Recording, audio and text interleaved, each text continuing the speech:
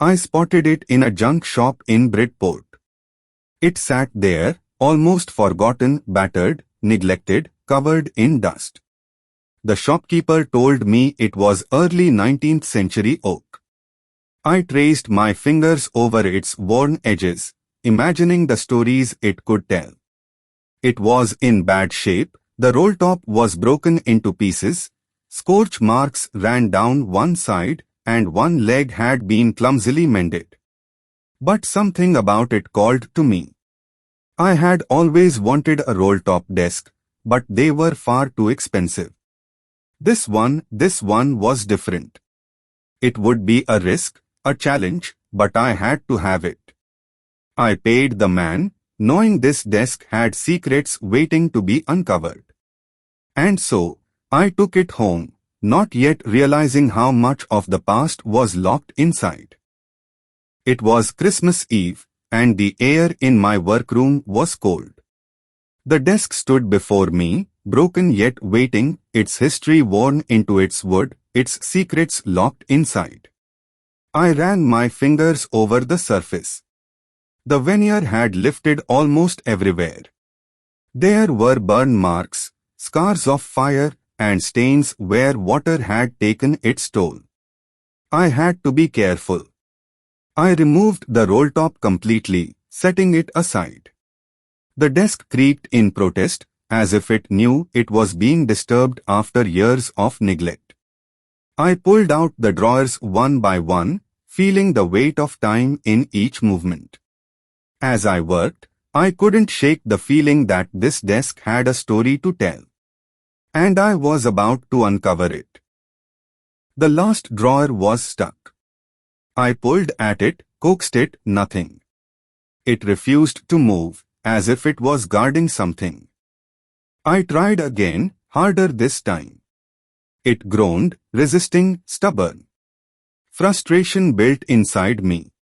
I clenched my jaw, and then, without thinking, I struck it with my fist. The crack of wood broke the silence.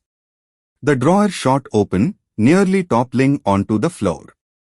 My breath caught. I had not expected that. And then, I saw it. A shallow space beneath the drawer, hidden away. Inside, resting in the dust of forgotten years, was a small black tin box. The tin box was small, unassuming, but the weight of time clung to it. My fingers brushed against the cold metal, dust swirling in the dim light. Then I saw it. A note, yellowed with age, taped to the lid. The handwriting was frail, unsteady, yet the message was clear. Jim's last letter, received 25th January 1915. To be buried with me when the time comes. Pause for effect, soft inhale, a flickering of doubt. I knew I shouldn't. This was meant to stay locked away, untouched. But curiosity has always had its way with me. Slowly, carefully, I opened the box. Soft rustling as the letter unfolds, a deep breath as the narrator begins to read. 26th December 1914. Dearest Connie, I write to you in a much happier frame of mind, because something wonderful has just happened that I must tell you about at once. As the narrator continues reading, the visuals transition from the workshop to the battlefield, snow-covered, silent, waiting. We were all standing in our trenches yesterday morning, Christmas morning. The world around us was still, the air crisp and cold, as beautiful a morning as I have ever seen. And then, something impossible happened. A German soldier cautiously waves a white flag. Distant shouts echo across no man's land, Happy Christmas, Tommy. Soldiers exchange hesitant glances before responding, Same to you, Fritz. At first, we thought it was a trick. But one by one, the men climbed out, stepping forward, unarmed.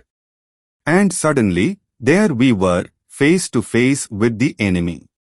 Except, for one day, they were not the enemy at all. The camera lingers on soldiers shaking hands, laughing, sharing food. Jim McPherson, deep in thought, watches as this moment of peace unfolds. A hushed, reflective tone, as if recounting a sacred memory. It was Christmas morning. The cold bit at our fingers, the air sharp and still. We had been standing in our trenches for so long that war had become our only reality. Then, from across no man's land, a voice. A call we never expected to hear. Happy Christmas, Tommy. A pause. The moment hangs in the air. We hesitated. Surely it was a trick. But then, one of our own called back. Same to you, Fritz. And that was how it began. A shift in tone, softer now, filled with awe. A white flag rose from their trench, then another. A bottle of schnapps held high in peace. And one by one, we climbed out, meeting them halfway, meeting the enemy, not as soldiers, but as men. A warm, nostalgic tone, filled with quiet amazement. I stepped forward, out into no man's land. And opposite me, so did he. The German officer. The enemy. But in that moment, he was just a man like me. He reached out his hand. I hesitated, just for a second, and then I took it. Hans Wolf, he said, gripping my hand warmly. I am from Dusseldorf. I play the cello in the orchestra. Happy Christmas. Captain Jim McPherson, I replied. And a happy Christmas to you too.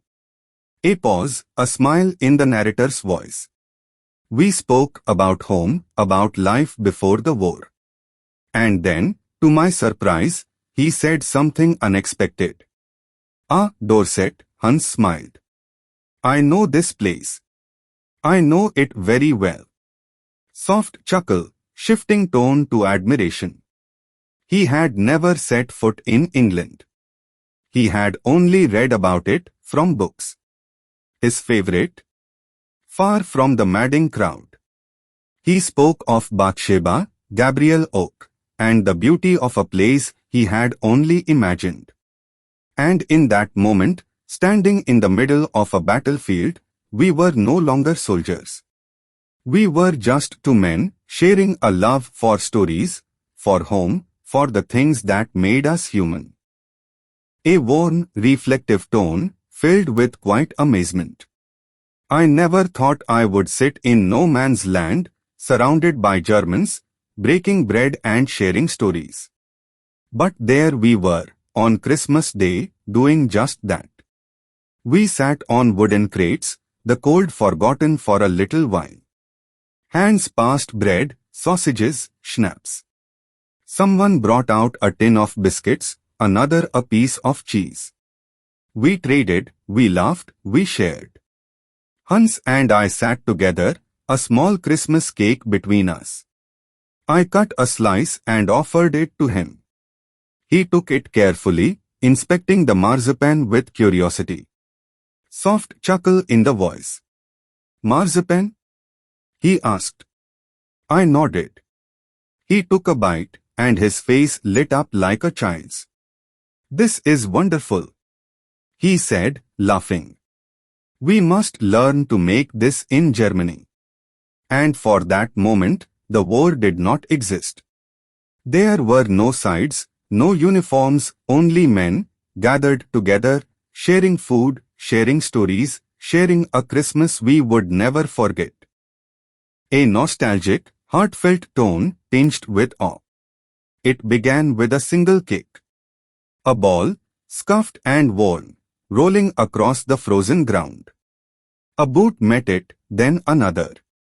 And suddenly, the battlefield, the very place where we had fought, became a football pitch. We tore off our greatcoats, piling them into makeshift goalposts. The men cheered, laughed, ran. British against German, but not as enemies, not as soldiers. Just as men. Hans and I stood together, clapping, smiling. Watching our men chase the ball instead of each other.